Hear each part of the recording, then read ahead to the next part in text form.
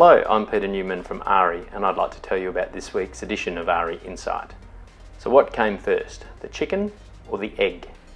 I'll give you the answer to that in just a few moments, but what came first, herbicides or herbicide resistance?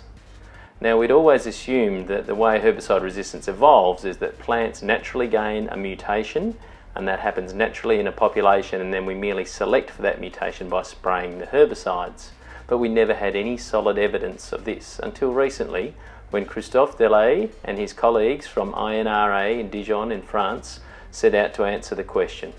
So to answer it, what they did was they looked for blackgrass samples in herbariums across Europe, and they looked for samples that were taken before ACCA's herbicides had ever been used by farmers in that region.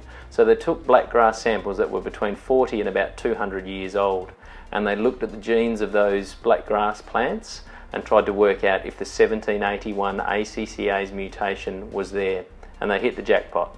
They found it in a blackgrass plant that was sampled in 1888. So a very old plant, it naturally had the mutation that could endow ACCA's resistance. So this is evidence that these mutations happen naturally in nature, and then we merely select for them by using herbicides.